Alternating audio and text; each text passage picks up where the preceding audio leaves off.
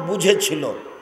ভারত বাংলাদেশ পাকিস্তানের লোক বুঝে না যে আমি সাক্ষ্য দিচ্ছি আল্লাহ ছাড়া কোনো মাবুদ নাই। এর মানে কি? এর মানে হলো যে যমজ কলা, জামা কলা খেলে যমজ সন্তান হবে এই কথা বলা যাবে না। এর মানে হলো যে আমি যে কথা বললাম টিকটিকি টিকটিক করলো, আমি সত্য বলেছি, এটা বলা যাবে না। এর মানে হলো যে হাত পা ব্যথা করছে, তা একটা রাবার বালা ব্যবহার করলাম, হাত ভালো হয়ে যাবে, এইটা করা যাবে না। আমি সাক্ষ্য দিচ্ছি আল্লাহ ছাড়া কোনো মাবুদ নাই, এর মানে হলো অষ্টাধাতুর আংটি হাতে দেওয়া যাবে না। আমি সাক্ষ্য দিচ্ছি আল্লাহ ছাড়া কোনো মাবুদ নাই, এর মানে হলো কোমরে, হাতে বা গলায় কোথাও মাদুলি তাবিজ ব্যবহার করা যাবে না। আমি সাক্ষ্য দিচ্ছি আল্লাহ ছাড়া কোনো মাবুদ নেই, এর মানে হলো জন্মদিবস, মৃত্যু দিবস কোনো দিবস পালন করা যাবে না, করলে এটা কেটে যাবে। আমি সাক্ষ্য দিচ্ছি আল্লাহ ছাড়া কোনো মাবুদ নেই, এর মানে হলো যে গরুকে লাথি মারা যায় না, এ কথা বলা যাবে না। আমি সাক্ষ্য দিচ্ছি আল্লাহ ছাড়া কোনো মাবুদ নাই, এ কথার অর্থ হলো যে সূর্য ডুবার সাথে সাথে বাড়িতে ল্যাম্প বাতি জ্বালাতে হবে, এই কাজ করা যাবে না। আমি সাক্ষ্য দিচ্ছি আল্লাহ ছাড়া কোনো মাবুদ নাই, এর মানে হলো যে তুলসী গাছ তুলে ফেললে কিছু হয়, এই কথা বলা যাবে না। আমি সাক্ষ্য দিচ্ছি আল্লাহ ছাড়া কোনো মাবুদ নাই, এর মানে হলো যে ফরজ গোসল না করে সিম গাছ থেকে সিম তোলা যাবে না, বেগুন গাছ থেকে বেগুন ছিঁড়ে আনা যাবে না, ভাত রান্না করা যাবে না, ভাতের পাতিলে হাত দেওয়া যাবে না, এইসব কথা বলা যাবে না। বললেই শিরক হবে। আর এইটা তো দিনাজপুর। আব্দুর রাজ্জাক সাহেব দিনাজপুর মানে কি বললেন? এইটা হলো দিনাজপুর। মানে দিনাজপুর মানে কি বলতে চাইলেন? দিনাজপুর মানে বলতে চাইলাম যে হেডমাস্টার সাহেব আমাকে বলছেন, আব্দুর রাজ্জাক সাহেব আমার বিছানা থেকে নিয়ে বারান্দা পর্যন্ত চট মাদুলি ছালা বিছানো আছে, কেন বলতে পারেন? কেন বলেন তো? আমি তো জানি না। তো বলছে শোনেন, স্ত্রী মিলনের পরে যদি আমরা খালি পায়ে মাটিতে পা দিই তাহলে মাটি অভিশাপ করবে। এই জন্য খাট থেকে নিয়ে বস্তা বিছিয়ে রেখেছি বারান্দা পর্যন্ত, ওখানে স্যান্ডেল আছে, বাস চকি থেকে নেমে বস্তার উপরে পা দিব, তারপরে স্যান্ডেলের উপর পা দিব, কাজে আমার পাটা আর সরাসরি মাটির উপরে পড়ল না। কেন? অপবিত্র শরীর পা যদি মাটির উপরে পড়ে তাহলে মাটি কি করবে? অভিশাপ করবে। তার মানে দিনাজপুর মানে মিথ্যা কথা, শিরকি কথা। দিনাজপুর মানে আর একটা হলো এই যে শ্বশুরের কাছে যৌতুক নিবে। দিনাজপুর মানে আর একটা হলো এই যে বোনেরাকে জমি দিবে না, অথচ হাতে হাতে জমি দিতে হবে। আব্দুর রাজ্জাক সাহেব আপনি কি দিয়েছেন? আমি দিয়েছি। মানে আমার বাপকে মাটি দিয়ে এসে যা জমি জায়গা আছে তাকে ভাগ করেছি, তারপরে আমরা রাতের খাওয়া খেয়েছি। যদিও জমি আমি এক একটু টুকটাক চিনি, আমার ছোট ভাই চিনেই না। আমরা কোনোদিন জমিতে যাই না। আমাদের বোনের স্বামীরাই জমি খায়, চাষ করে, আমরা দেখতেও যাই না। আমার ছোট ভাই বরিশাল মডেল কলেজের, সরকারি কলেজের শিক্ষক, ও দারুল দেওয়ান থেকে পড়ে এসেছে, ও একজন আলেম মানুষ। তো বোনকে জমি দেয় না, তারা হলো রংপুরের মানুষ, তারা হলো দিনাজপুরের মানুষ। শ্বশুরের কাছে টাকা নেয় যৌতুক, ইতর শ্রেণীর 3rd% নোংরা মানুষ, তারা হলো দিনাজপুর রংপুরের মানুষ। আব্দুর রাজ্জাক সাহেব রাজশাহীতে কি নেয় না? নিলেও কম।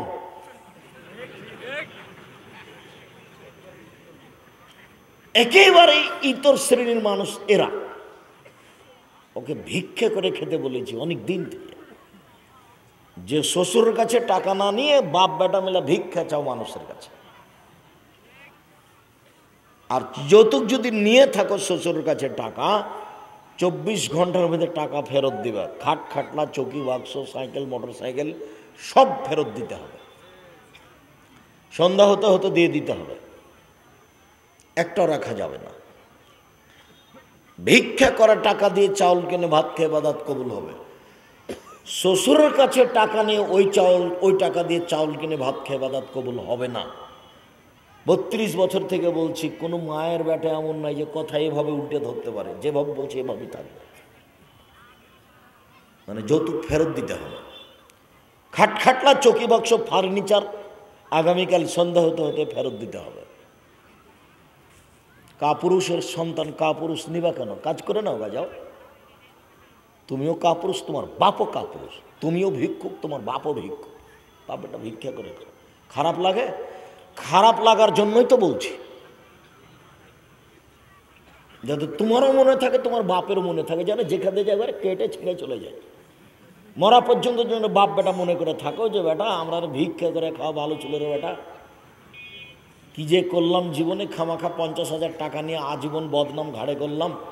আব্দুর রাজ্জাক সাহেব যেভাবে বললেন তাতে মাটির নিচে ডুবে যায় ভালো ছিল, ধসে যায় ভালো ছিল। জি আমিও তাই বলছি। খুব ঘৃণিত কাজ, খুব ঘৃণিত কাজ। এর সাথে আর একটা 24 ঘন্টার মধ্যে যত কিস্তিতে নাম আছে সুদের কিস্তিতে, যাতে টাকা তোলা, টাকা দেওয়া, কিস্তিতে ডিপিএস সব বন্ধ করে দিতে হবে। 24 ঘন্টায় বন্ধ করতে হবে। মানে এর চেয়ে নোংরা খারাপ কাজ আর দুনিয়াতে নেই। মানুষ যদি সুদ খায় তাহলে ও ভিক্ষুক হবেই, ফকির হবেই। আমি বিষয়টা বুঝতে পারতাম না, তো আব্দুল্লাহ একদিন বলছে বক্তব্যে যে টাকাকে তার চলমান গতিতে চলতে দিতে হবে, নইলে মানুষ ভিক্ষুক হয়ে যাবে। চলমান গতি কি? টাকা বিনিময় ছাড়া ব্যবহার হতে জানে না। টাকা মানে বিনিময়। আমি 1 কেজি কপি নিলাম, তাই তো তোমাকে টাকা দিলাম। তো তুমি আমার কাছ থেকে টাকাটা কি দিয়ে নিলে? কপি দিয়ে। তার মানে টাকা ব্যবহার হয় কিসের বিনিময়ে? টাকা চলে হাঁটে কিভাবে? বিনিময়ে। আপনার কাছে আমি জমি বিক্রি করলাম 10 শতক, তাই আপনি আমাকে 5 লক্ষ টাকা দিলেন। তো টাকাটা আপনার কাছ থেকে হেঁটে আমার কাছে চলে আসলো কিভাবে? বিনিময়ে। তো আপনি যে সুদ হিসাবে 100 টাকা দিয়ে 120 টাকা নিলেন, তো এখানে বিনিময় কোথায়? বুঝতে পারেননি? এখানে কি কোনো বিনিময় আছে? এই জন্য টাকার চলমান গতিকে থামিয়ে দেওয়া হয়েছে।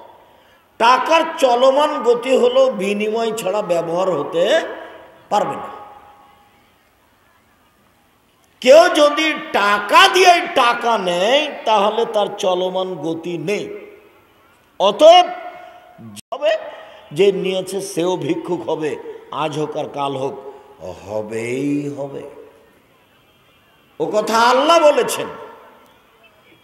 আর সুদের ব্যাপারে যেসব ভাষাগুলি আল্লাহর নবী ব্যবহার করেছেন, তাতে আর কোনো পাপের ব্যাপারে এরকম ভাষা তিনি ব্যবহার করেননি। জেনা খুবই খারাপ পাপ, জেনা খুবই খারাপ পাপ। ভাষাগুলি আল্লাহ নবী খারাপ ব্যবহার করেননি। মানুষকে হত্যা করা খুবই মহাপাপ, বড় পাপ, তবে ভাষা এভাবে আল্লাহ রসুল ব্যবহার করেননি।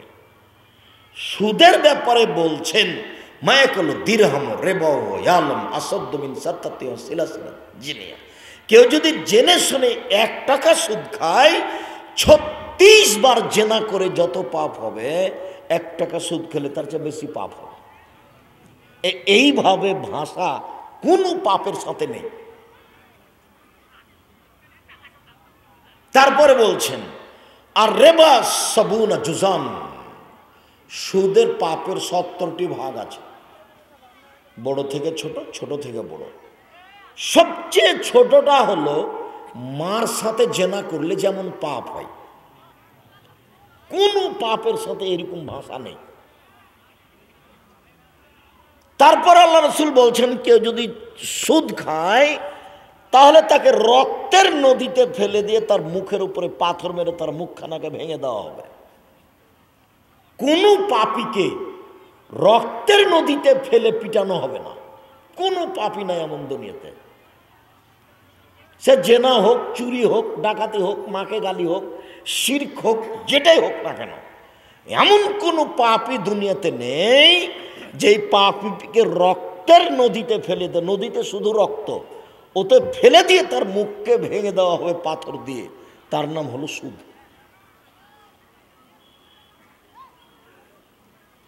সুদের টাকা দিয়ে যেমন চাউল কিনে ভাত খেয়ে ইবাদত কবুল হবে না, যৌতুকের টাকা দিয়ে চাউল কিনে ভাত খেয়ে ইবাদত কবুল হবে না।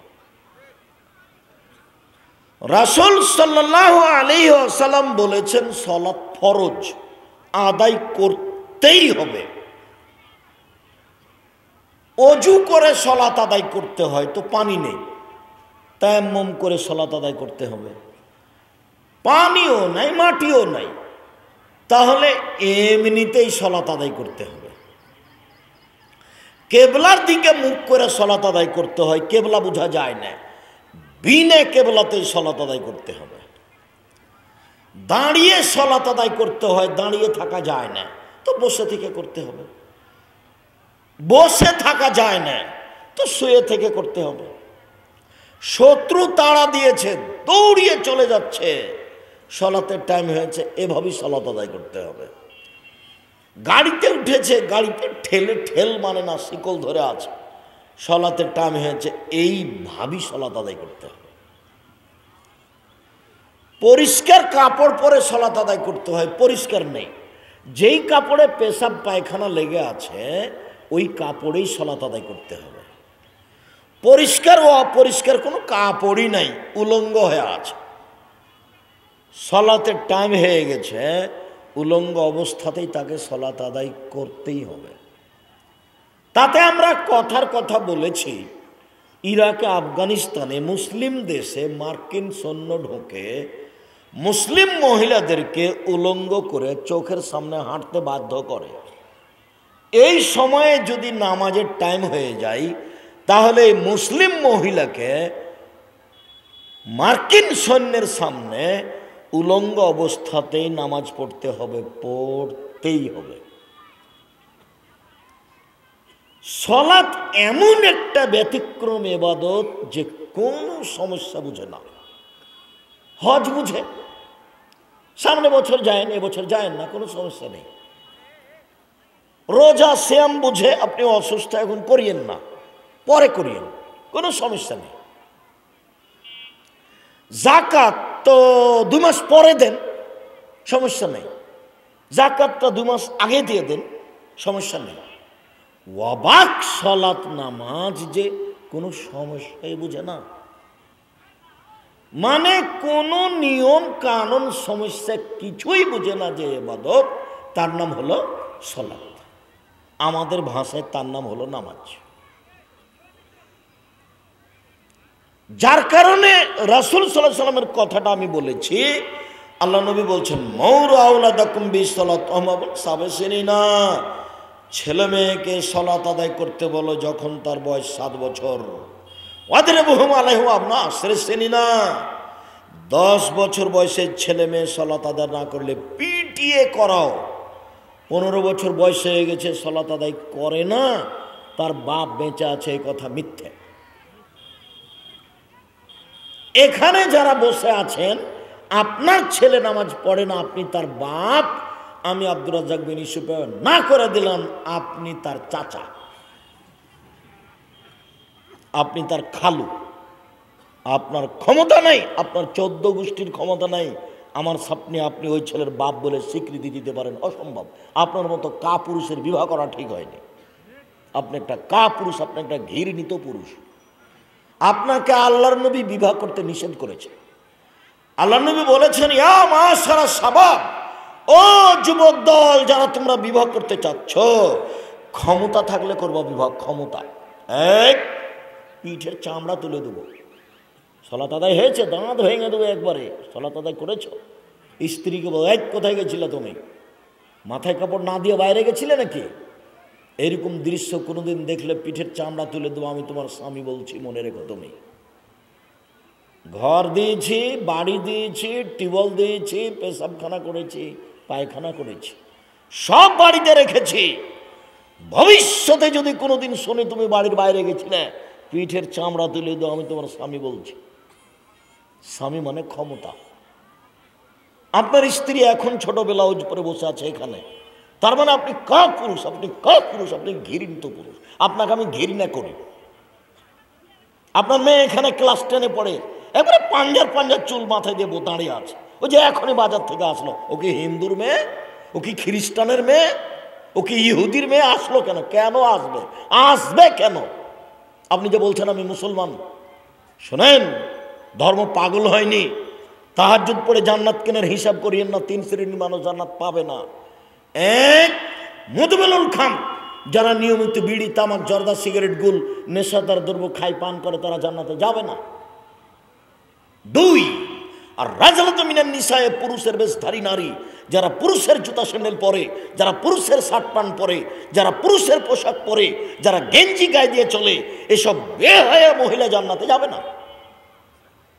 এসব বেশরমা মহিলা জান্নাতে যাবে না। 3, আপনি যাবেন না। আমি যাব না মানে আপনি যাবেন না। আল্লাহ রাসূল বলছেন, দায়ুস আল্লাযী কুরফি আলাল খাবাসা, ওই দায়ুস জান্নাতে যাবে না যার বাড়িতে বেহায়াইর সুযোগ আছে। আপনি বলেন যে আমার বাড়িতে বেহায়াই নাই, এই যে আপনার মেয়ে ক্লাস 10-এ পড়ে, দেখেন এখন দাঁড়িয়ে আছে পিছনে আপনার মেয়ে। আপনি বলেন যে আমি দায়ুস নই। আমি মুহাম্মদ সাল্লাল্লাহু আলাইহি ওয়াসাল্লাম অনুবাদক, 1450 বছর পূর্বে মুহাম্মদ সাল্লাল্লাহু আলাইহি ওয়াসাল্লাম এইভাবেই বলেছেন। আমি জাতির সামনে অনুবাদ করে শোনাচ্ছি মাত্র। আর যেটা বলার গতি আছে সেটা আরো শক্ত হওয়া দরকার, কিন্তু আমার গতিটা আমি সামলাতে পারি না, এর চেয়ে শক্ত হওয়া দরকার। আল্লাহ রাসূল বলছেন, যা খাতাবা, যখন আল্লাহ রাসূল বক্তব্য দিতেন, আহমারা তাইনাহু, তার 2 চোখ লাল হয়ে যেত, অস্তাদা গাজাবহু, তার রাগ বেশি হয়ে যেত, ওয়ালা সৌতহু, তার কণ্ঠ উঁচু হয়ে যেত, কান্না মনজুর যাইস, যেন তিনি সৈন্যদলকে ধমক দেখাচ্ছেন, এই করতে হবে, সে করতে হবে। এটা ছিল মুহাম্মদ সাল্লাল্লাহু আলাইহি ওয়াসাল্লামের বক্তব্যের গতি। কণ্ঠস্বরে বক্তব্য দেওয়ার না যায়, বহুদিন থেকে বলে আসছি, কণ্ঠস্বরে বক্তব্য দেওয়া যাবে না। তো সবাই যে দিচ্ছে, দিলে কি হবে? আমি কোনোদিন দিইনি। আমার জীবনে আমি 1 মিনিটের জন্য কোনোদিন কণ্ঠস্বরে বক্তব্য দিইনি। কণ্ঠস্বরে বক্তব্য যায়, যেভাবে বক্তব্য এমনভাবে দিতে হবে যে যেখান দিয়ে যাবে কেটে ছেড়ে চলে যাবে। আপনি জান্নাতে যেতে পারবেন না, আপনি দায়ুস। আপনাকে বলতে হবে ওটা আমার মেয়ে নয়, এটা হিন্দুর মেয়ে। ওর কাছে শয়তানের কোনো কাজ নাই, ইবলিশ ওখানে যাবে না। হিন্দুর একটা মেয়েকে বলতে যাবে না ইবলিশ। চাঁপাইনবাবগঞ্জের ভাষাতে ইবলিশ হলো 14 ইলিমের পড়া। চাঁপাইনবাবগঞ্জের ভাষাতে ইবলিশ কাকে বলে? 14 ইলিমের পড়া, মানে সব বিদ্যা তার কাছে আছে। তো একটা হিন্দু মেয়েকে বলবে না ইবলিশ, এই মাথায় কাপড় দাও, মাথায় কাপড় দাও। কেন বলবে না? ও জানে যে জাহান্নামে যাবে। একটা ইহুদির মেয়েকে ইবলিশ বলবে না যে মাথায় কাপড় দাও, মাথায় কাপড় দিও না, মাথায় কাপড় দিও না, এ কথা বলবে না। কেন? ও জানে যে একটা ইহুদির মেয়ে কোথায় যাবে? জাহান্নামে যাবে। ওর ওখানে কোনো কাজ নাই, কাজ আছে আপনার বাড়িতে। আপনাকে ঠকাতে পারলেই শয়তান সফল। যখন আল্লাহ শয়তানকে বলেছিলেন, তোকে যে বললাম যে আদমকে সিজদা কর, তো সিজদা করলি না, সর সর সর, এখান থেকে সর। তখন ইবলিশ বলছে, হ্যাঁ সরে যাব বটে, 2টা সুযোগ দিতে হবে। কি? আজীবন বেঁচে থাকতে চাই। আল্লাহ বললেন, ঠিক আছে দিলাম। আর একটা দিতে হবে। কি? আদম সন্তানকে ভুল পথে নিয়ে যাব, এই ক্ষমতা আমাকে দিতে হবে। ঠিক আছে দিলাম। তখন ইবলিশ বলছে, তোমার মর্যাদার কসম, তোমার সম্মানের কসম, তোমার ইজ্জতের কসম, তোমার সম্মানের কসম করে বলছি, আদমের ছেলে মেয়ে জান্নাতে কেমনে যায় তা আমি দেখে ছেড়ে দেব। একথা কে বলল বলেন তো দেখি? ইবলিশ বলল। যখন এই কথা বলে ও চলে যাচ্ছে, তখন আল্লাহ বলছেন ইজ্জাতি ও ইরতেফায়ে মাকানি ও জালালি, আমার সম্মানের কসম, আমার মর্যাদার কসম, আমার ইজ্জতের কসম, ইবলিস মনে রাখ, আদমের ছেলে মেয়ে আমার কাছে যতবার ক্ষমা চাইবে আমি ততবার ক্ষমা করে দিব। দুইটা মুখামুখি, কিন্তু ইবলিসকে আল্লাহ বললেন না যে তুই কিছুই করতে পারবি না, এ কথা বললেন না। ওকে ও দুটা অনুমতি চাইলো, দুটাই দিয়ে দিয়েছে। যার কারণে তো আপনি কেউ থাকে না, তখন আপনি একবারে বড় মোবাইলে বিশাল ল্যাংটা মেয়ে দেখছেন দিন রাত। ওটা আপনাকে শয়তান পাগলা বানিয়েছে, শয়তান আপনাকে জাদু করেছে। নাহলে কতদিন আপনি আমার সাথে সামনে তোবা করলেন, তারপরে বাড়ি যেতে না যেতে একাই যেমনই হয়েছেন তেমনই চালু করে দিয়েছেন, ওই মেয়ে চলে এসেছে ল্যাংটায়। মুহাম্মদ সাল্লাল্লাহু আলাইহি ওয়াসাল্লাম বলছেন আমার জীবনে বড় ভয়, আমার উম্মত গোপন পাপে লিপ্ত হবে, এটাই আমার ভয়। পৃথিবীর মানুষ শুনে রেখো, আমার উম্মত গোপন পাপে লিপ্ত হবে, এটাই আমার ভয়।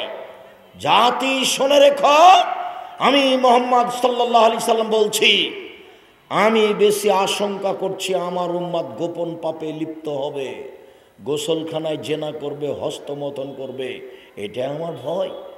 মেয়ে আছে লন্ডনে, ছেলে আছে দিনাজপুরে, উলঙ্গ অবস্থায় জেনা করবে গোপনভাবে, এটা আমার ভয়। প্রায় মোবাইলে ল্যাংটা মেয়ে আছে। আর কিছু কিছু বাড়িতে মুরব্বি তাহাজ্জুদ পড়ে, 60 বছর 65 বছর বয়স, বিশাল টিভি আছে, রাত 3টেতে তাহাজ্জুদ পড়তে উঠেছে, উঠে আকাশের দিকে তাকিয়ে দেখে দোয়াও পড়েছে, 2 রাকাত সালাতও আদায় করেছে। তারপরে বলছে মনে মনে, শয়তান ধরেছে, মনে মনে বলছে যে টিভিটা চালু করে দেখি তো কি অবস্থা। যেমন টিভি চালু করেছে, একবার টিভি ভর্তি এক ল্যাংটা মেয়ে চলে এসেছে। ও দেখতে দেখতে দেখতে দেখতে রাত পার। শয়তান ও জাদু করেছে। ইমরান সাল্লামর তো বিশ্বয়ে আত্মা মানুষকে পাপের আদেশ করে, শয়তান সব সময় খারাপটাকে ভালো করে দেখায়, আর আত্মা ওটাই চায়, মনটা ওটাই চায়। সম্মানিত দিনী ভাই বোন, ফিরে আসলাম আবার আপনার কাছে। যেই বাপের ছেলে 15 বছর হয়েছে নামাজ পড়ে না, ও বাপ নয়, ও হলো এই ছেলের চাচা, ও হলো এই ছেলের খালু। বাপ ও ক্ষমতা বলে দেখাতে পারে না, বাপ মানে তো ক্ষমতাশীল। রাসূল সাল্লাল্লাহু আলাইহি ওয়াসাল্লাম বলছেন স্বামী হলে 5টা জিনিস লাগে। 1, যে মানের তুমি খাও বউকে সে মানের খাওয়াবা। 2, যে মানের তুমি কাপড় পরো সে মানের বউকে পরাবা। 3, বউকে কটু কথা বলবো না। 4, মারা যদি লাগে তো মুখের উপরে মারো না। 5, তোমার বাড়ি ছাড়া তাকে কোথাও যেতে দিবা না। চাচির বাড়ি যেতে পারে না, খালার বাড়ি যেতে পারে না, মায়ের বাড়ি যেতে পারে না, জরুরি দুর্ঘটনা ছাড়াও বাড়ি ত্যাগ করতে পারে না। বাজার তো বহু দূরের কথা, বাজার তো বহু দূরের কথা। বাজার যাবে কেন? ওর বাপ নাই, ওর বাপ কি মরেছে? ওর শ্বশুর নাই, ওর শ্বশুর কি মরেছে? ওর স্বামী নেই, ওর স্বামী কি মরে গেছে? ওর ছেলে নাই, ওর ছেলে কি মারা গেছে? ওর দেবর নাই, ওর ভাসুর নাই, ওই একাই দুনিয়াতে থাকে। বেশরম হলে বাজারে যাবে কেন? বাজারে যাবে কেন? আপনার খাই আর আস্কারা মাস্কারা মুখে চোখে লাগিয়ে ও লোকের ধাক্কা খায়, আপনাকে খারাপ লাগে না? আপনাকে তো খারাপ লাগা দরকার। আপনার একটা গাইরিয়ত থাকা দরকার, আপনার একটা আত্মমর্যাদা থাকা দরকার। কি করে ও মানুষের ধাক্কা খায় বাজারে যায়, এর সামনে দাঁড়ায়, ওর সামনে দাঁড়ায়, 2 কেজি পেঁয়াজ নেই, 1 কেজি আলু নেই, শাড়িখান দেখে দোকানদারের সামনে দাঁড়িয়ে থাকে, আপনাকে খারাপ লাগে না? আপনাকে ঘৃণা লাগে না? আমাদের যদি একদিন ঘটে যায় তাহলে অজ্ঞান হয়ে পড়ে যাবো, ইন্না লিল্লাহি ওয়া ইন্না ইলাইহি রাজিউন। কি হয়েছে? আর আপনার দিন রাত চলছে, তার মানে আপনার হিতাহিত জ্ঞান লুপ পেয়েছে। আপনার কোনো হিতাহিত জ্ঞানই নেই, আপনার একটা আত্মমর্যাদা নেই। আত্মমর্যাদা থাকা দরকার, গাইরিয়ত, আত্মমর্যাদা। একটা ছোট ছেলে যদি বড় মানুষকে একটা মোটা কথা বলে দেয়, তো ওই শিক্ষিত বড় মানুষটার গায়ে বাঁধে, এর নাম হলো আত্মমর্যাদা। বুঝতে পারেননি কথা? এটা নাম কি? আত্মমর্যাদা। এটা প্রত্যেকটা মানুষের একটা আত্মমর্যাদা আছে। এখানে পায়খানা পড়ে আছে, তো ছোট ছেলেটা আমাকে বলছে যে আপনি পায়খানাটা সাফ করে দেন, তো ওই কথাটা আমার কোথায় বাঁধলো? বুঝতে পারছেন না মনে হয়? আত্মমর্যাদায় বাঁধলো। ছেলেটা আমাকে এইভাবে বললো, এর নাম হল আত্মমর্যাদা, গাইরিয়াত। তোমার চোখের সামনে তোমার মায়ের হাত ধরে আর একজন যুবক জোর করে টেনে নিয়ে যাচ্ছে, তখন তোমাকে খারাপ লাগছে, কে রে, ছিছি, আমার মায়ের হাত ধরে টানছে মানে একে। এই যে তোমাকে খারাপ লাগলো, এর নাম হলো আত্মমর্যাদা। আপনার স্ত্রী কেমনে বাজারে যায়, আপনার একটু আত্মমর্যাদা নাই কেন? আর আমি আমার দিনী বোনদেরকে বলবো যে অভিমান রাখেন না জীবনে। অভিমান রাখলে সংসারে গন্ডগোল বাঁধবেই। আব্দুর রাজ্জাক সাহেব, অভিমান কি জিনিস? অভিমানটা বুঝানোর আগে আপনাকে একটা কথা বলি। আপনার স্বামীকে বলবেন, যাহাই আনিবেন তাহাতে আমি খুশি, আমার পক্ষ থেকে কোনো কিছু বলার নেই। অভিমান তাহলে কি জিনিস? একটু সুন্দর দেখে, চিকন দেখে একটু কাপড় আনিও তো, সময়ে আমি যাব কোথাও পরে, তো একটা নিয়ে এসেছে, তখন নিয়ে এসে হাত দিয়ে দেখে বলছে কি যে মোটা কাপড় নিয়ে আসে, একটুকু ভালো লাগে না। এই যে অভিমানের উল্টা হয়ে গেছে। অভিমানের কি হয়েছে? উল্টা হয়েছে। তা আর একদিন আর একটা নিয়ে এসেছে, পরের দিন ওটা পাল্টিয়ে, তখন হাত দিয়ে বলছে এটা ভালো লাগে না। তখন আপনি বলেছেন তুই যা বাজারে, তুই যা কিনগা। এই যে সমস্যা বাঁধল, ওকে কোনো অভিমানই রাখতে হবে না স্ত্রীকে, তাহলে সংসার সুন্দর চলবে। অভিমান রাখলে শয়তান সুযোগ পাবে, এটা ভেঙে যাবে। সম্মানিত দিনী ভাই বোন, বলছিলাম সালাত আদায় করতেই হবে যে কোনো মূল্যে। এবার বলি, যারা সালাত আদায় করে না তারা কেমন? বুরাইদা রাদিয়াল্লাহু তাআলা আনহু বলেন, বাইনাল আবদি ওয়া বাইনাল তারকুস সালাত, যারা সালাত আদায় করে তারা মুসলমান, আর যারা সালাত আদায় করে না তারা কাফের। রাসূল সাল্লাল্লাহু আলাইহি সাল্লাম বলেন, মান তারাকা সালাতা মুতাআম্মিদান ফাকাদ কাফারা, কে যদি ইচ্ছাকৃত সালাত ছেড়ে দেয় তাহলে সে কাফের হয়ে গেছে। আবু হুরায়রা রাদিয়াল্লাহু তাআলা আনহু বলেন, উমিরতু আন উকাতিলান নাস হাত্তা ইয়াকুলু লা ইলাহা ইল্লাল্লাহ ওয়া ইকিমুস সালাহ, আমাকে আদেশ করা হয়েছে, আমাদের নবী বলছেন, আমাকে আদেশ করা হয়েছে আমি পিটিয়ে লা ইলাহা ইল্লাল্লাহ বলাবো, পিটিয়ে সালাত আদায় করাবো। যদি সালাত আদায় করে তার রক্ত নিরাপদে, তার সম্পদ নিরাপদে। যদি সালাত আদায় না করে তাহলে অর্থ সম্পদ লুটে নেওয়া যায়। ওর রক্ত নিরাপদে নয়, ওর সম্পদ নিরাপদে নয়, ওকে আমি পিটিয়ে সালাত আদায় করাবো। এই হাদিস দিয়ে ইমাম আবু হানিফা রাহিমাহুল্লাহ সেই কালে বলেছেন, কেউ যদি অলসতা করে এক ওয়াক্ত সালাত আদায় না করে তাকে জেলখানায় বন্দি করে পিটিয়ে সালাত আদায় করাতে হবে। এই হাদিস দিয়ে সেই কালে ইমাম আহমদ ইবনে হাম্বল বলেছেন, কেউ যদি এক ওয়াক্ত সালাত আদায় না করে তাহলে তাকে কুরবানি করতে হবে, জবাই করতে হবে, হত্যা করতে হবে, বেঁচে থাকার কোনো সুযোগ নাই। বর্তমানে আরবি বিদ্বানগণ বলছিল, এই ছেলে বসো, আপনার পাশ থেকে সাবধান, কোনো লোক বা কোনো ছেলে যেন না ওঠে, খুব খেয়াল করবেন। আপনার এই 20 মিনিটের মধ্যে এত ব্যস্ততা লেগে গেল, কোনো কাজ আমাকে দেখায়েন না কিছুক্ষণ।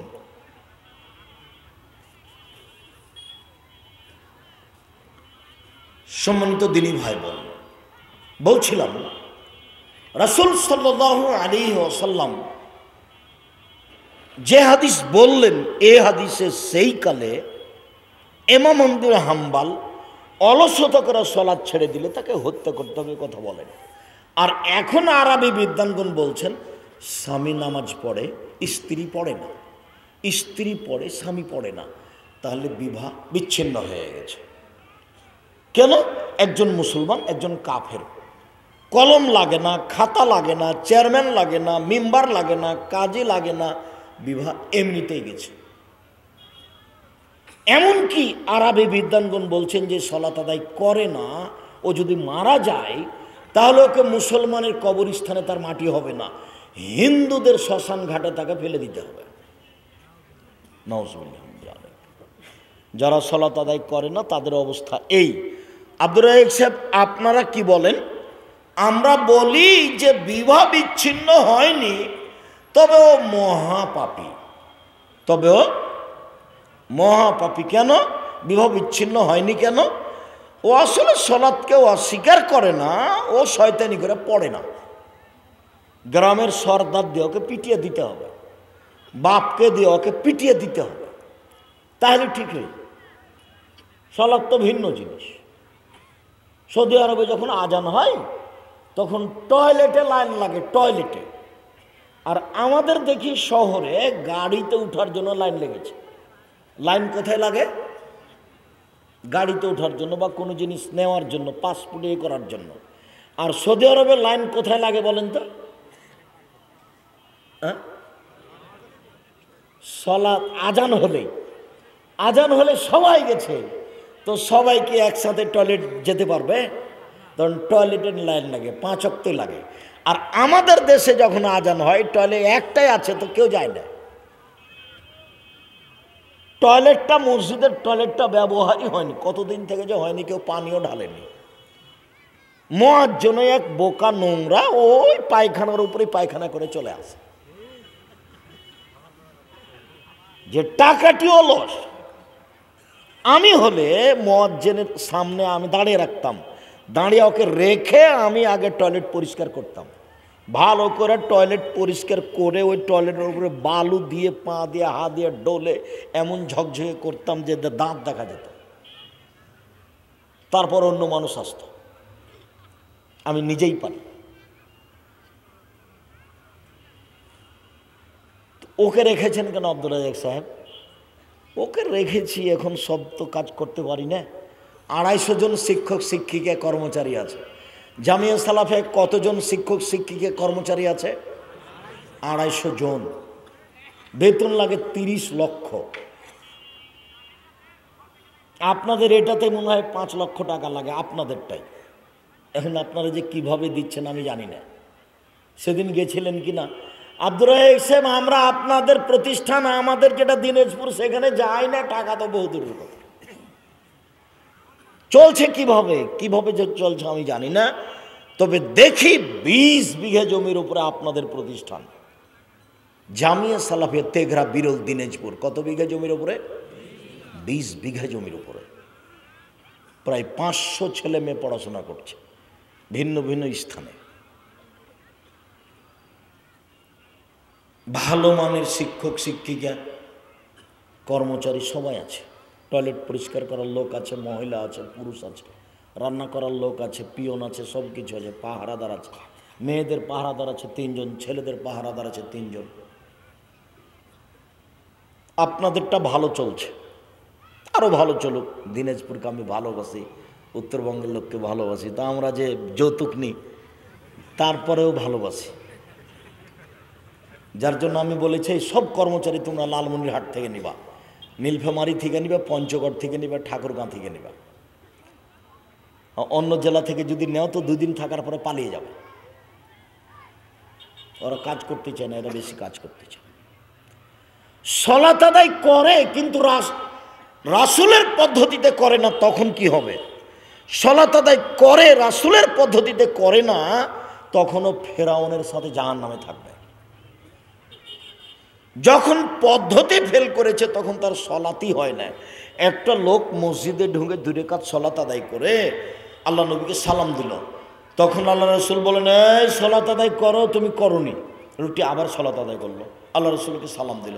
আল্লাহ রসুল বলেন, এই তুমি সলাত আদায় করো, তুমি করনি।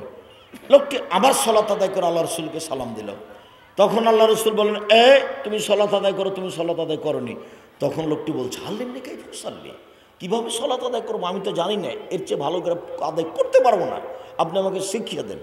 আচ্ছা যাক, শিক্ষা দিবেন, কিন্তু আল্লাহর নবী যদি একটু বলতেন, হ্যাঁ তুমি সলাত আদায় করেছো, তবে খুব একটা ভালো হয়নি, এইটা হলে কিছু হতো, একবারে সরাসরি নাকচ করে দিলেন, তুমি সালাত আদায় করো, তুমি করনি। অথচ লোকটা নগদ কয়বার সালাত আদায় করলো? 3 বার। তার মানে রুকু সিজদা ঠিক হয়নি, এজন্য বাতিল। সালাত যখন বাতিল, সব আমল বাতিল। সালাত যখন আছে, সব আমল আছে। আজ থেকে নিয়ে আপনি, আপনার ছেলে, আপনার মেয়ে, আপনার স্ত্রী, এই বাড়িতে এক ওয়াক্তের জন্য কেউ বেনামাজি থাকতে পাবে না। বলেন ইনশাআল্লাহ। বলেন। এই ছেলে, এত ধীরে বলছো কেন? শরম পাও না? খারাপ লাগছে?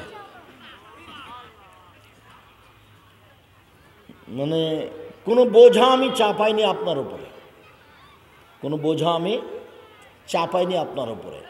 মানুষের জীবনে যেটা সবচেয়ে জরুরি কাজ, এর চেয়ে মানুষের জীবনে কোনো জরুরি কাজ নেই, সেটা হলো সালাত। আমি সংক্ষিপ্ত করলাম, আমার দিকে দেখেন কিভাবে সালাত আদায় করতে হবে। এক খেয়ালে চেয়ে থাকবেন। উপস্থিত বৈঠকের মুসলিম বোন আপনাকে বলছি, এই মেঘ, কথা বলছো কেন? শরম হয় না তোমার? কতবার তোমাকে বলছি চুপ থাকো। এমনি নগ্ন হয়ে এসেছো, দেবরের সাথে এসেছো, আবার তুমি কথা বলছো কেন? চুপ থাকো। উপস্থিত বৈঠকের মুসলিম বোন আপনাকেই বলছি, এক খেয়ালে চেয়ে থাকেন। আমি বাস্তব সালাত দেখাবো, আপনি আমাকে দেখতে পান আর না পান। এই ছেলেরা, একটু মহিলা শাখায় যাও তো, ওই যে বেশর্মা মহিলা চিল্লাচ্ছে। আমি যে তোমাকে বলেছি, আপনাকে বলেছি, আপনার মেয়েকে বলে দিবেন, আপনার স্ত্রীকে বলে দিবেন, দেখো আব্দুর রাজ্জাক বিন ইউসুফ এসেছে, তো যদি মুখখান বন্ধ করতে পারো তাহলে যাও, আর না হলে আমাকে অপমান করো না, তুমি যাও না। এটা তো আপনাকে আমি বলেছি। কোন শরমে আপনার স্ত্রী এখানে চিল্লাবে কেন? ফাঁসি হয়ে গেলে মুখ খুলবে না। সে কেন চিল্লাচ্ছে? আপনার কাপুরুষতার ফাঁকে চিল্লাচ্ছে। আমাদের আহাল পরিবার যদি ফাঁসি হয়ে যায় তবু মুখ খুলবে না। চিল্লাচ্ছে কেন? চিল্লাচ্ছে কেন? আপনার দোষে চিল্লাচ্ছে। আপনাকে আমি কষ্ট দিতে আসিনি। স্বামী হওয়া লাগে, বাপ হওয়া লাগে। বাপ মানে ক্ষমতা, মানে বাপ। কাপুরুষের নাম বাপ নয়, ক্ষমতা লাগে। আল্লাহ নবী বলছেন, আমি নিজে বলিনি এই কথা। চিল্লাচ্ছে কেন? আপনার স্ত্রী কথা বলছে কেন? চিল্লাবে কেন? কথা বলবে কেন? ঢং ঢং করে এসেছে, ঢং ঢং করে চলে যাচ্ছে। দেবরের সাথে এসেছে, ভাসুরের সাথে চলে গেল গল্প করতে করতে। এ কি মুসলিম? এটি কি মুসলিম পরিবার? এটা হতে পারে? আপনাকে আমি কষ্ট দিতে আসিনি, ঘটনা আপনাকে আমি বাস্তব শোনাচ্ছি।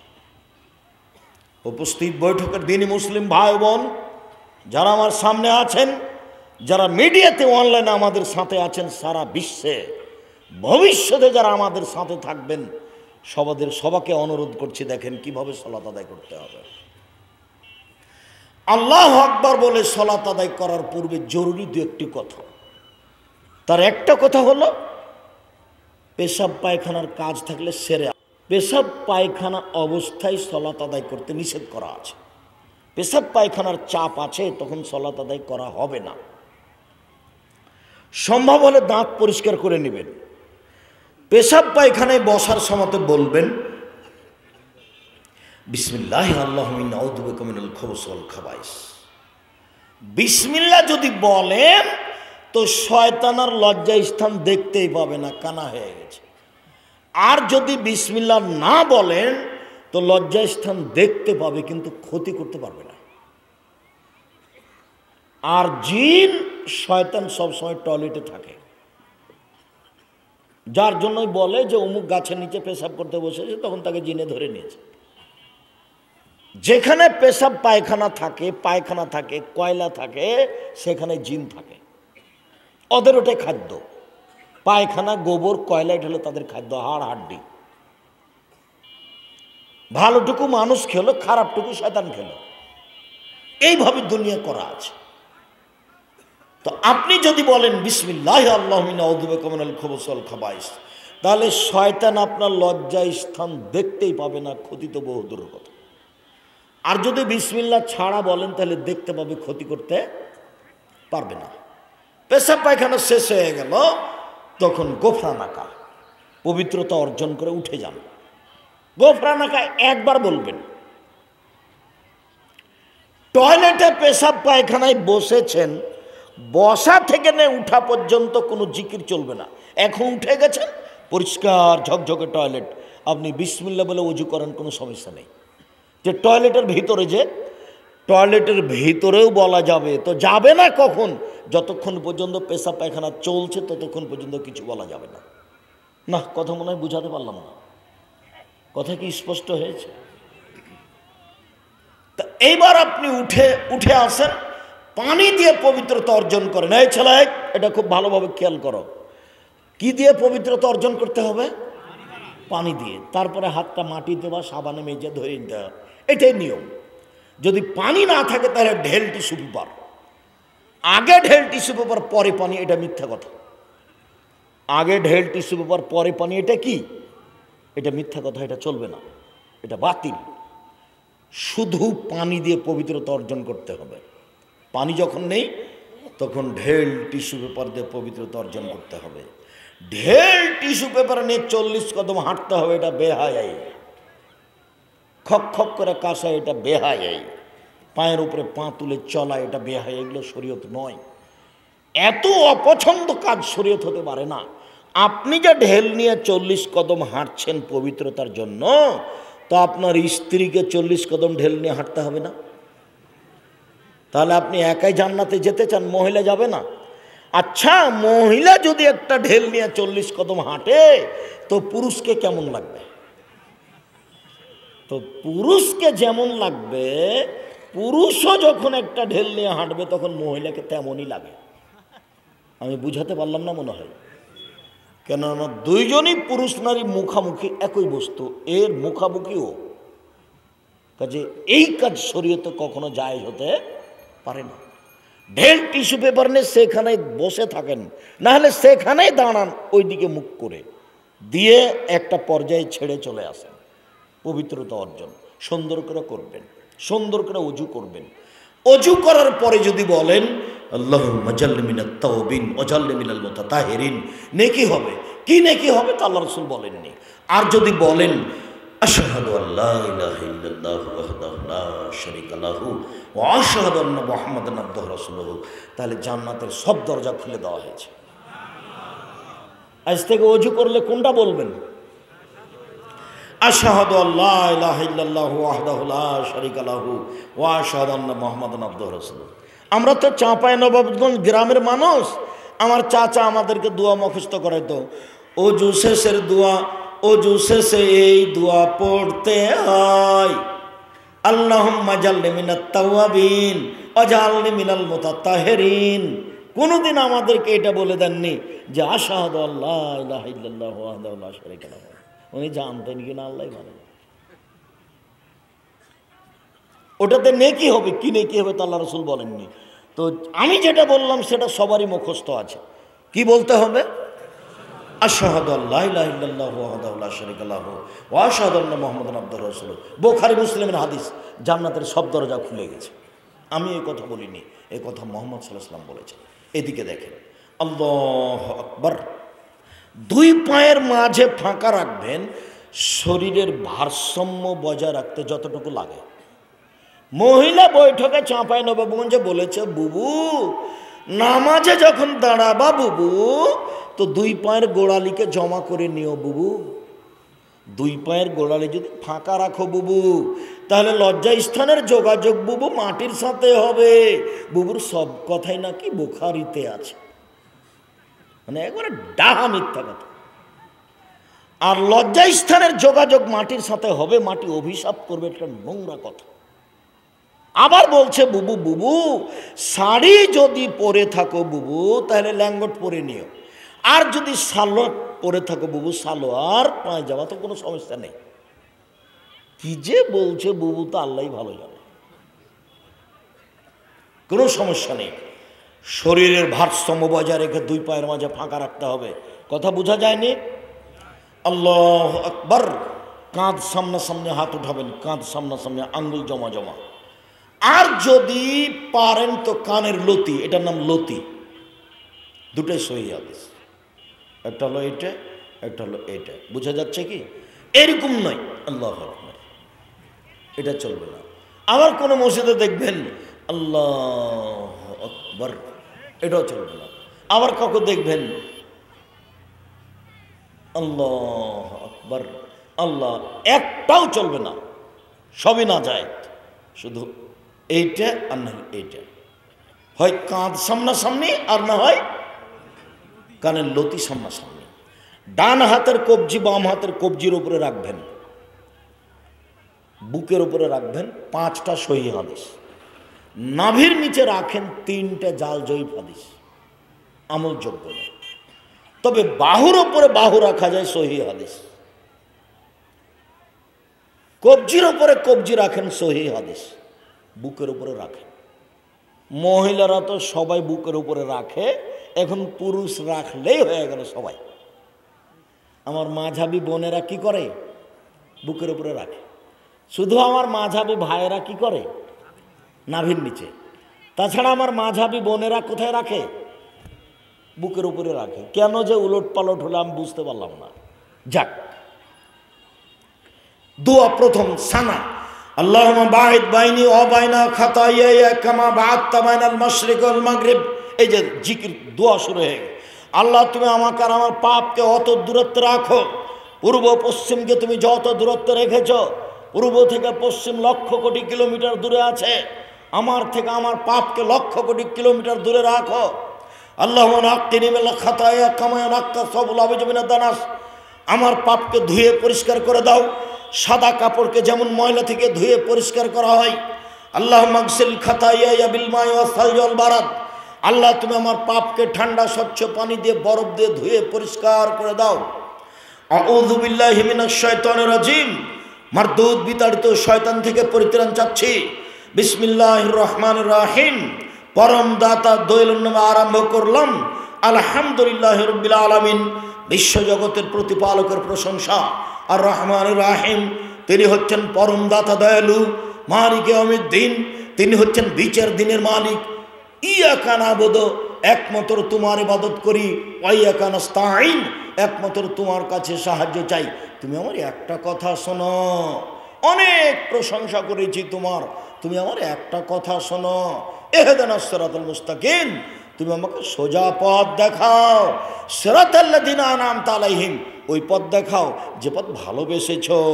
ওদের পথ দেখাও যাদের ভালোবেসেছো, ওদের পথ দেখাও যাদের ভালোবেসেছো। গায়রিল মাগযুবি আলাইহিম ওয়ালাদ-দাল্লিন, ওদের পথ দেখায় না যাদের খারাপ বেসেছো, ওদের পথ দেখায় না যাদের খারাপ বেসেছো। অভিশপ্ত ইহুদির পথ দেখায় না, ভ্রান্ত খ্রিস্টানের পথ দেখায় না। আমিন। দীর্ঘ সময় ধরে তোমার দরবারে যে প্রার্থনা করলাম, এটা কবুল করো। এর জন্য সূরা ফাতিহা ব্যতিক্রম দোয়া। পৃথিবীতে ভিন্ন ধরনের ব্যতিক্রম দোয়া হলো সূরা ফাতিহা। একাই হলেও পড়তে হবে, জামাতে হলেও পড়তে হবে, ইমাম হলেও পড়তে হবে, মুক্তাদি হলেও পড়তে হবে, নীরবে হলেও পড়তে হবে, সরাবে হলেও পড়তে হবে, সবাইকে পড়তে হবে। ইহদিনাস সিরাতাল মুস্তাকিম। কত তোমার প্রশংসা করে বলছি একটা কথা। 1 নম্বর প্রশংসা বিশ্বজগতের প্রতিপালকের প্রশংসা। 2, পরম দাতা দয়ালু তুমি। 3, বিচার দিনের মালিক তুমি। 4, তোমারই ইবাদত করি। 5, তোমার কাছে সাহায্য চাই। তুমি আমার একটা কথা শোনো। ওরা বলছে এই দলে আসো, ওরা বলছে এই দলে আসো, ওরা বলছে ফুরফুরাতে আসো, ওরা বলছে চর্মনয়ে আসো, ওরা বলছে এই দলে আসো, ওরা বলছে এই দলে আসো। আমি কোন দলে যাই? তুমি আমাকে সঠিক পথ দেখাও। আমি যা বললাম তা তুমি কবুল করো। আমিন।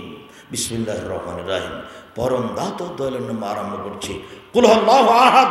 হে নবী আপনি বলুন আল্লাহুস সামাদ, আল্লাহ একক নিরপেক্ষ মুখাপেক্ষহীন। লাম ইয়ালিদ, তিনি কাউকে জন্ম দেননি।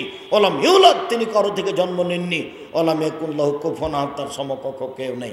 এই ছেলে বসো, আমার দিকে লক্ষ্য করো। এক খেলে চেয়ে থাকবা। হাত আবার ওই পর্যন্ত উঠাতে হবে, এখন হাত খুলে দিতে হবে। ওই পর্যন্ত উঠে রুকুতে যেতে হবে।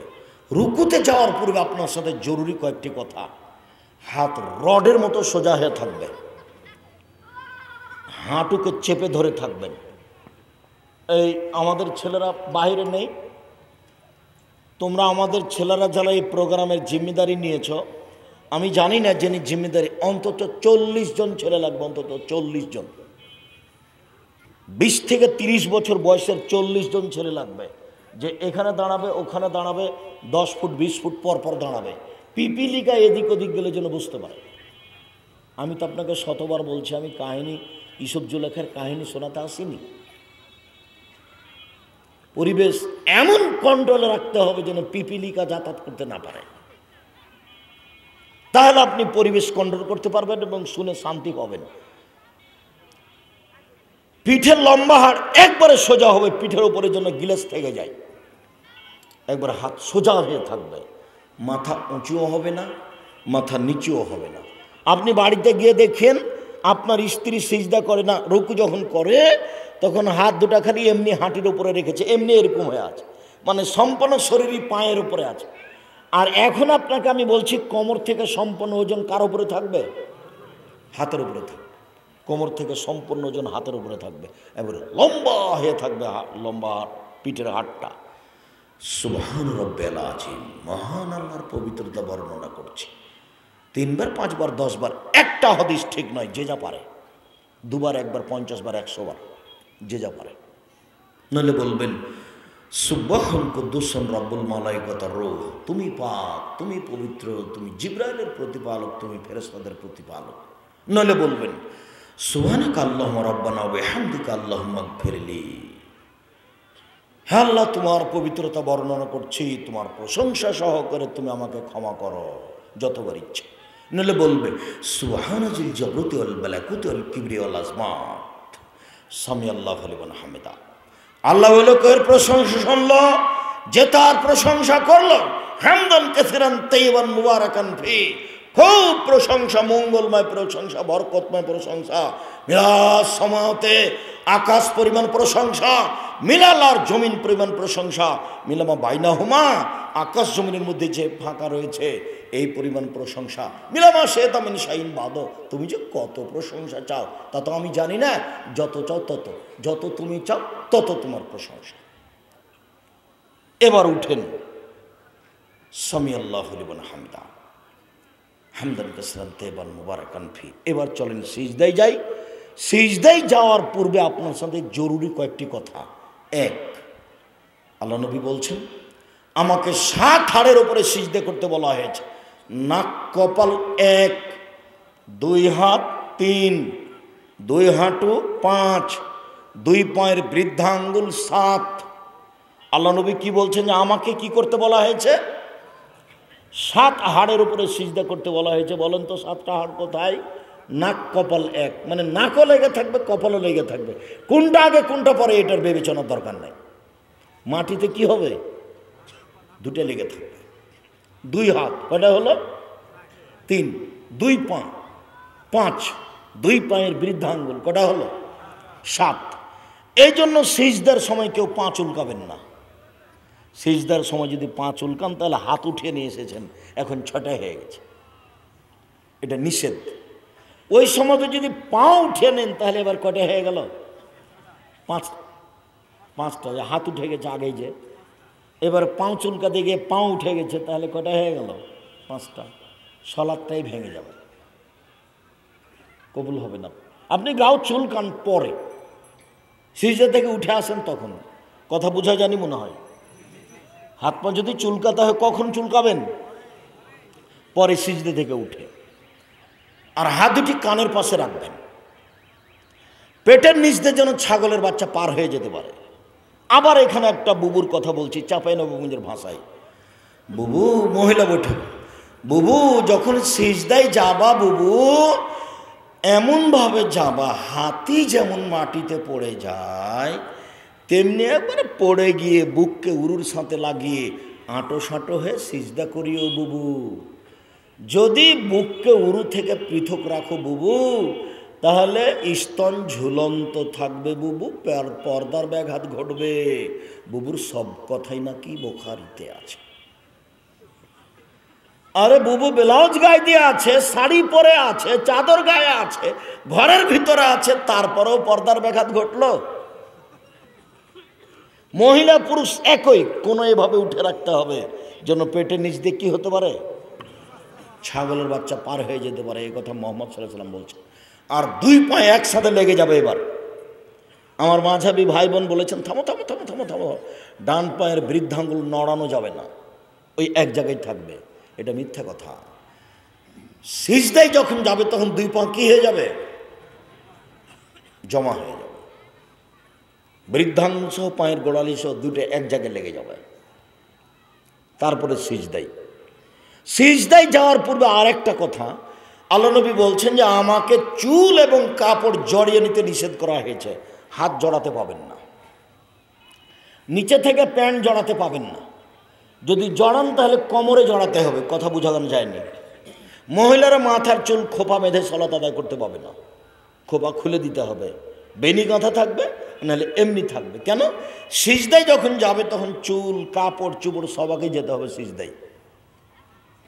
এই জন্য কোনোটাই জড়াতে পাবে না, হাতও জড়াতে পাবে না, পায়ে জড়াতে পাবে না। ভুল বুঝিয়েন না। যদি প্যান্ট বড় হয় তাহলে কোথায় জড়াতে হবে? কোমরে জড়াতে হবে।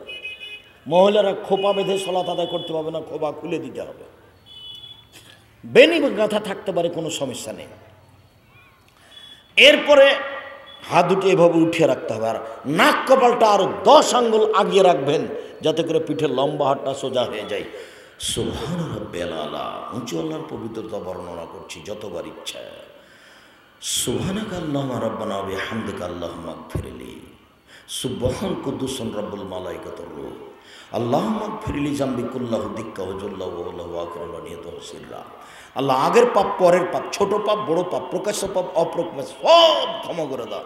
নইলে বলবেন আল্লাহুম্মা ইন্নাকা আফুবুন তুহিব্বুল আফওয়া ফা'ফু আননি। তুমি ক্ষমাশীল, ক্ষমাকে ভালোবাসো, আমাকে ক্ষমা করো।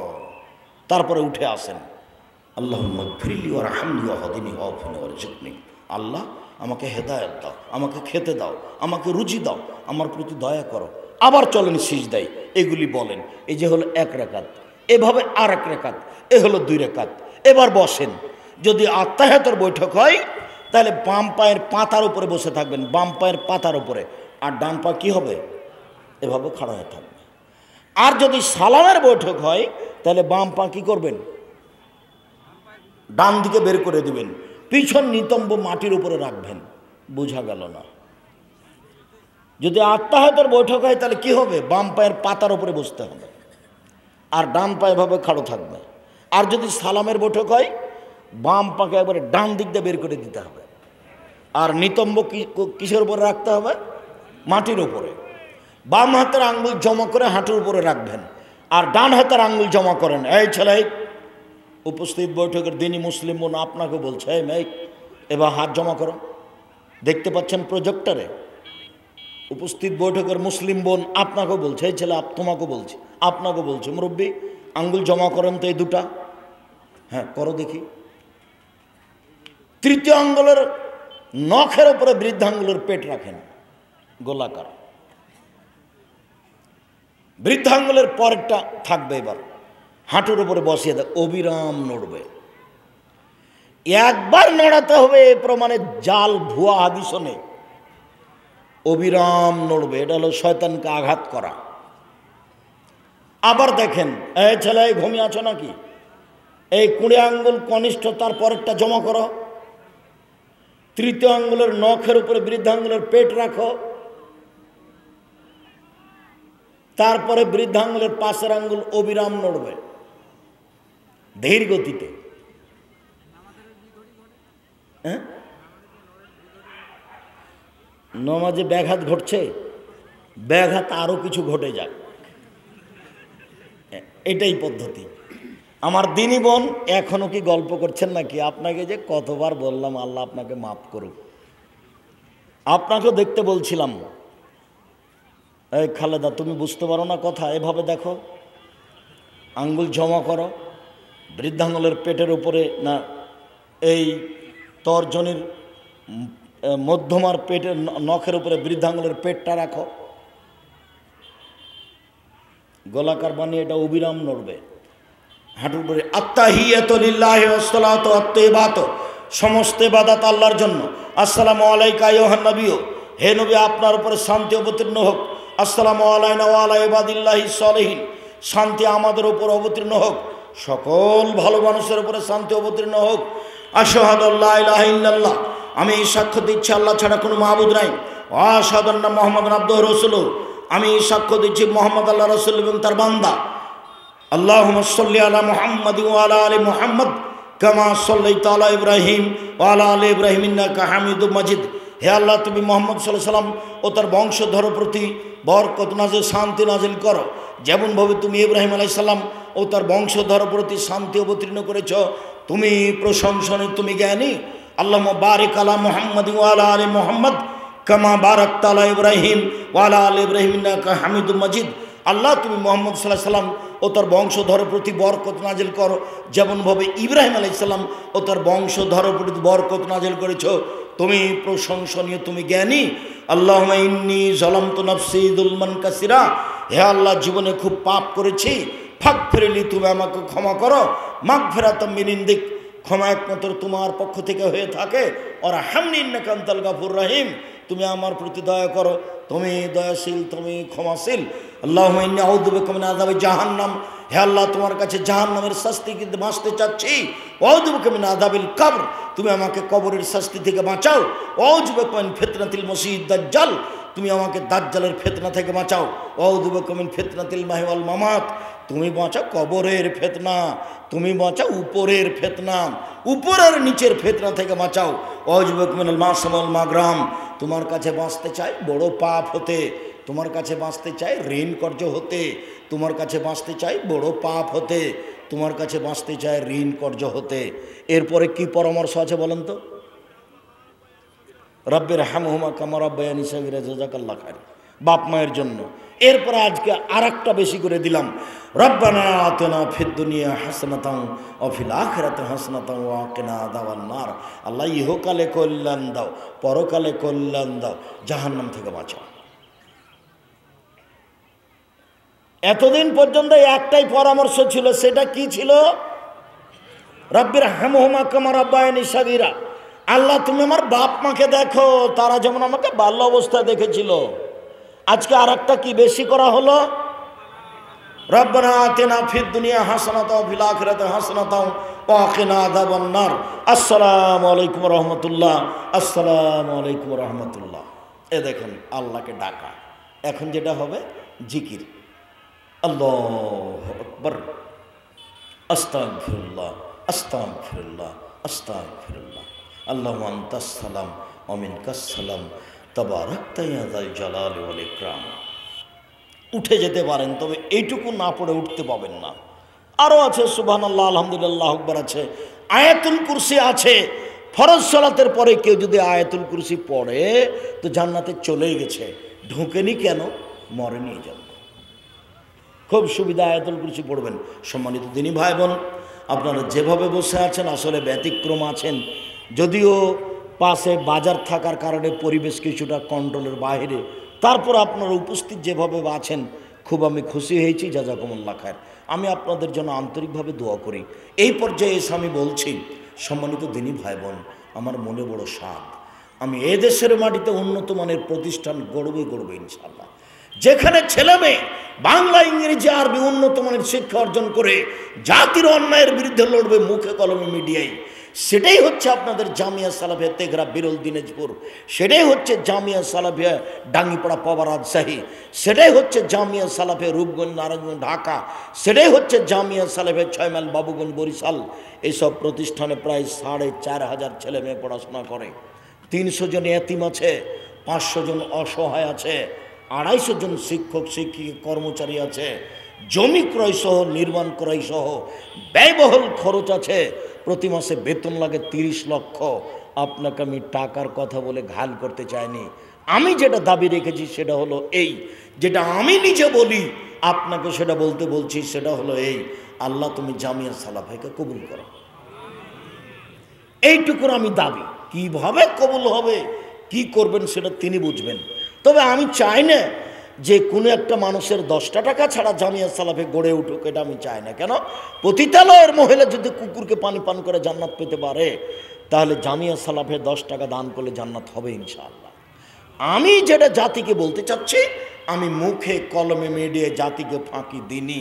এই যে মুখে বলছি, এই যে মিডিয়া আমার সামনে আছে, আর এই যে কলম দেখতে পাচ্ছেন, কলম আপনাদের সুপরিচিত ছেলে আবদুল্লাহ, আপনাদের ভাই ছেলে আবদুল্লাহ, জাতীয় সম্পদ আপনারা বলেন, সেভাবে করেন, তার মিন্নাতুল বাড়ি কিনেন বুখারীর ব্যতিক্রম ব্যাখ্যা। আমিও খাকসার তাফসিরের বইটা লিখেছি তাওজিহুল কোরআন ব্যতিক্রম তাফসির, 200-250 টাকা, বড় কথা নয়। এছাড়া আপনার আদর্শ পরিবার, আদর্শ নারীকে বড় ক্ষতিগ্রস্ত বক্তা শ্রোতার পরিচয়, মরণ একদিন আসবেই। সাথে সাথে এবারের নতুন হজ উমরার বই লেখা আছে, পোশাকের বই লেখা আছে। সম্মানিত দিনী ভাই বোন, আর আমার বোনদেরকে লক্ষ্য করে আদর্শ নারী, আদর্শ পরিবার, আর তারপরে আছে শিক্ষা বনাম জাহেলিয়াত, সমঅধিকরণের মর্যাদা চাই, বইগুলি সংগ্রহ করার জন্য বলছি। বিশেষভাবে জাতীয় সম্পদ আল ইতেসাম পত্রিকা, 50টা প্রশ্নের উত্তর আছে। কেউ টাকা না থাকলে অন্তত একটা পত্রিকা ছাড়া যাবেন না। আর যারা এজেন্ট আছে তাদের সাথে যোগাযোগ করবেন, 30 টাকা দিয়ে একটা পত্রিকা কিনে নিয়ে যাবেন। আল্লাহ আমাদের যারা মারা গেছে তুমি তাদের কবরের শাস্তি মাফ করো, আমরা যারা অসুস্থ তুমি তাদের আরোগ্য দান করো, আমরা যারা বেঁচে আছি তুমি তাদেরকে তোমার রাসূলের পদ্ধতি অনুযায়ী চলার তৌফিক দান করো। সম্মানিত দিনী ভাই বোন, আমরা আরও যারা আজকে আলোচনা শুনলাম সে আলোচনা মেনে চলার তৌফিক দান করো। বিশেষভাবে যে পত্রিকা, এখানে পত্রিকা এবং বই পুস্তক সবাই নিয়ে যাবেন, কেউ খালি চলে যাবেন না। টাকা যদি না থাকে একটা পত্রিকা হাতে করে যাবেন 30 টাকা মূল্য দিয়ে। আপনারা নামাজের ওপরে আমার লেখা ব্যতিক্রম বই আছে, সাথে সাথে দুয়ার বইটা আছে, 32টা সহিহ হাদিস আছে হাত তুলে দোয়া করার। কালেকশন তো আসলে এটা দেখেছিলাম, তারপর তার মনে ছিল না। এখন তো কালেকশনের জন্য বাহিরে যেতে হবে। ওই বাহিরে যারা দাঁড়িয়ে আছে কাপড় চোপড় নিয়ে, আপনারা 10 টাকা হলো সেখানে দিয়ে যায়। এরা মনে হয় খরচের ব্যাপারে বিপদগ্রস্ত আছে বলে আমার মনে হচ্ছে। মধ্যে একটা কাগজ দিয়েছিল, সেটা আমি গ্রহণ করতে পারিনি। তা আপনারা, তারা বিপদে পড়ুক এটা আমিও চাই না। যার যতটুকু সম্ভব স্টেজে দিয়ে যাবেন, বা যাওয়ার সময় যারা আছে তাদেরকে যেয়ে দিয়ে যাবেন। 50 টাকা, 500 টাকা, 200 টাকা, 100 টাকা, যাতে করে তাদের জন্য সহজ হয়। একটু পানি দিতে হবে, গরম পানি দেন তো। আচ্ছা, আপনারা বই পুস্তকগুলো স্টেজ থেকে নেন, আর আমি আপনাদের কয়েকটা প্রশ্নের উত্তর দিই। তাওজিহুল কোরআন যেটা তাফসির, ব্যতিক্রম তাফসির সবাই নিয়ে যাবেন, তাওজিহুল কোরআন তাফসির। আর আবদুল্লাহর বই মিন্নাতুল বারি, বুখারীর ব্যাখ্যা।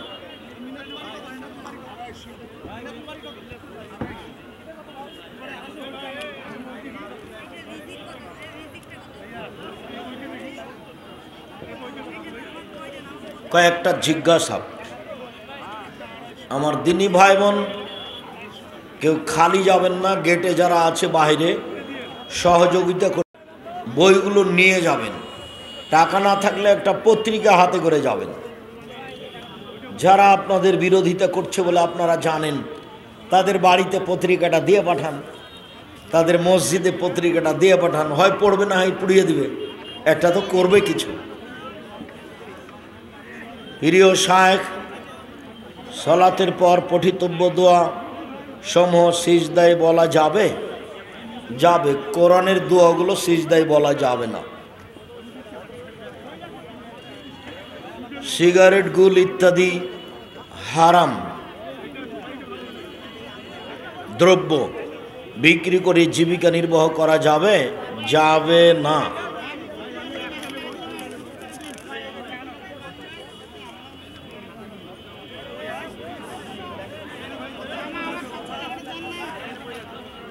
সালাত পড়ে টাকনুর নিচে কাপড় পরে জান্নাত পাবে? জি না। যোগ্যতা নেই, ঘুষ দিয়ে চাকরি নেওয়া যাবে? যোগ্যতা নাই, ঘুষ দিয়ে চাকরি নেওয়া হারাম। শায়েখ, জেনে না জেনে অনেকজনের গীবাত গালি দিয়েছি, এখন বাঁচার উপায়?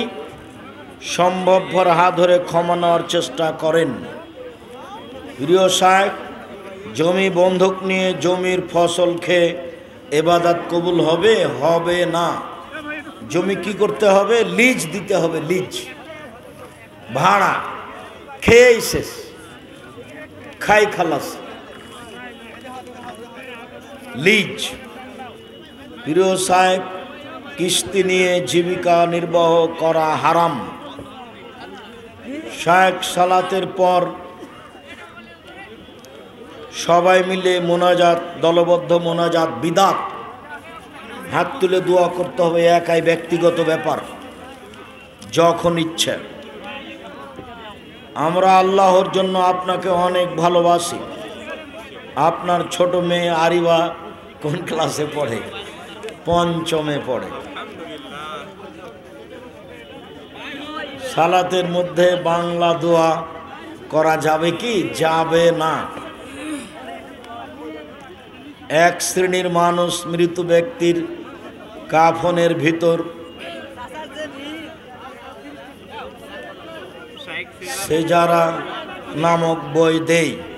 ও সেজারা নামক বই কাফনের ভিতরে যায় দেয়, সব জাহান্নামে যাওয়ার পথ। যারা কাফনের ভিতরে কিছু দিয়ে দেয় এরা ভ্রান্ত আকীদার মানুষ, এদের পিছনে সলাত হবে না। ওই ইমাম বাদ দিয়ে নতুন একজন নিয়োগ দিতে হবে, না মসজিদ ভিন্ন করতে হবে। কেউ যদি কোনো বান্দার হক নষ্ট করে তাহলে তার ফলাফল জাহান্নাম। রাসূল সাল্লাল্লাহু আলাইহি সাল্লাম বলেছেন,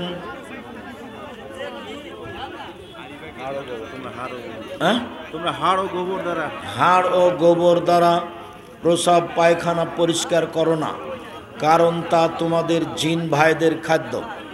আমার প্রশ্ন হলো, এলাকার মহিলারা গোবর শুকিয়ে তা দ্বারা জ্বালানির কাজ করে, করুক, সমস্যা নেই। আমার নানির বাড়ি 15-20 কিলো রাস্তা। আমি যদি সেখানে 2-3 দিন থাকি তাহলে আমি কি কসর করব? তুমি কি সফর মনে করো? এটা সফর মনে করলে কসর করিও, আর যদি তোমাকে এটা সফর বলে মনে না হয় তাহলে কসর করিও না। পুরাতন কোরআন মাজিদের পৃষ্ঠা ছিঁড়ে গেলে কি করতে হবে? আগুন দিয়ে পুড়িয়ে দিতে হবে। যেগুলো কোরআন মাজিদ ছিঁড়ে গেছে, নষ্ট হয়ে গেছে, এগুলো সব আগুন দিয়ে জ্বালিয়ে দিতে হবে। ফেলে রাখা হবে না, পানিতে ফেলা হবে না। পুড়াবো, এটা তো কেমন হয়ে গেল? পুড়াতেই বলেছেন আল্লাহর নবী, পুড়িয়ে দিতে হবে। উসমান রাদিয়াল্লাহু তাআলা সেটাই করেছেন। এক পরিবারে যদি একজন হাফেজ থাকে তাহলে 14 সিঁড়ি জান্নাতে যাবে, নগদ মিথ্যা কথা। কোনো ব্যক্তি যদি মারা যায় তাহলে আমাদের করণীয় কি? 3 দিন শোক পালন করতে হবে, সেই বাড়িতে খাবার দিয়ে আসতে হবে, মাঝে মধ্যে কবরের পাশে গিয়ে হাত তুলে দোয়া করতে হবে। সালাম ফিরানোর আগে আল্লাহুম্মা আন্নি আলা যিকরিকা ও শুকরিকা এ দোয়া পড়া যাবে? পড়েন, শুধু কোরআন মাজিদ পড়া যাবে না। অজু করার সময় প্রত্যেক অঙ্গ 3 বারের অধিক ধোয়া যাবে কি? যাবে না। একবার ধোয়ার জন্য 10 বার পানি লাগতে পারে। সম্পূর্ণ যখন ভিজে গেছে তখন একবার ধোয়া।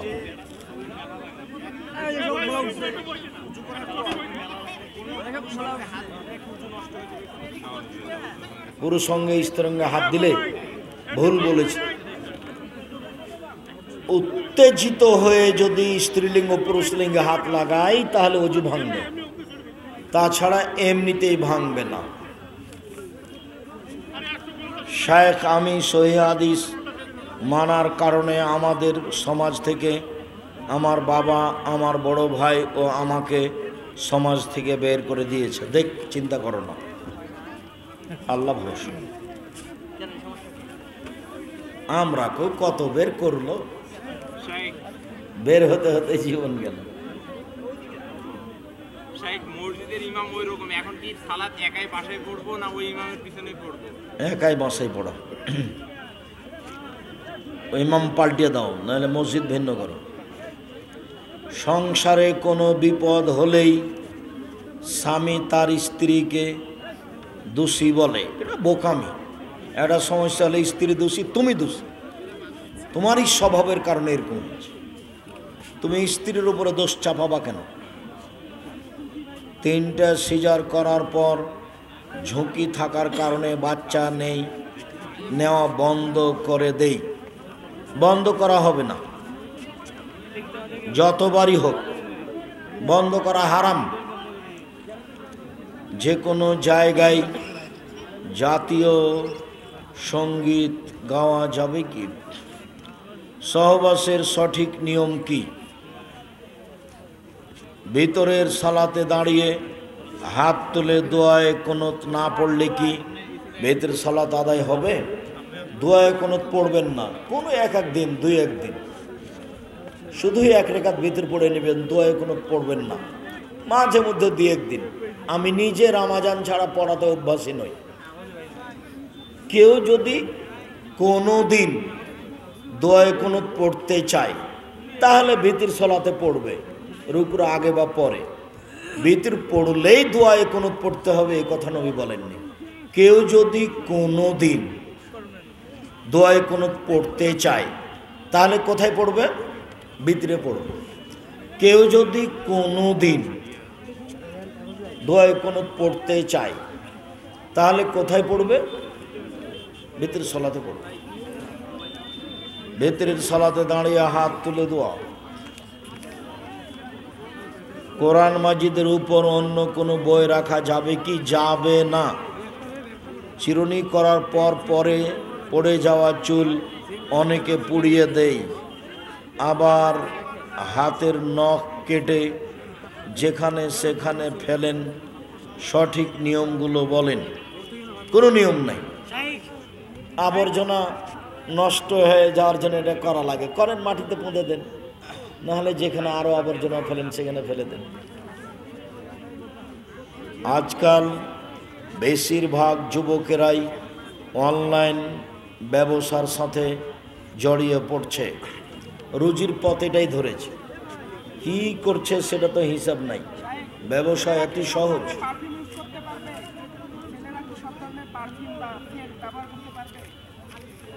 না, যেটা আতর জাতীয় সেটা পারবে।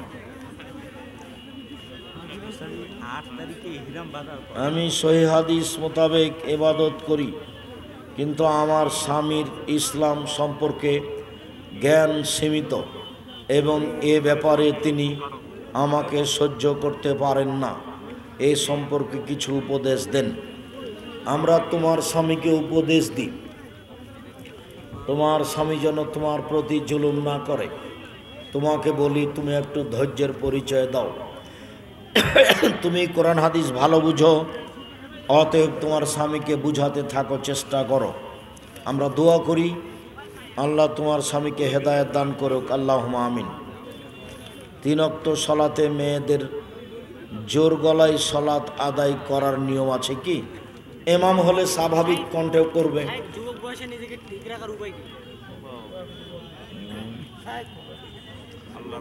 আফজলুল মুজাহিদ ভাই যে সবচেয়ে আত্মার বিরুদ্ধে জিহাদ করতে পারে, সেই রাতে উঠে 2 রাকাত সালাত আদায় করে কান্নাকাটি করে বলতে হবে মাঝে মধ্যে।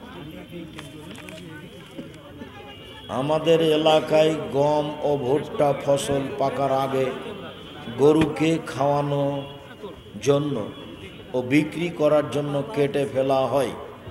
এটা কি শরীয়ত সম্মত? যেটাতে উপকার হবে আর্থিক সেটাই করবে, সমস্যা নেই। শুকরিয়া।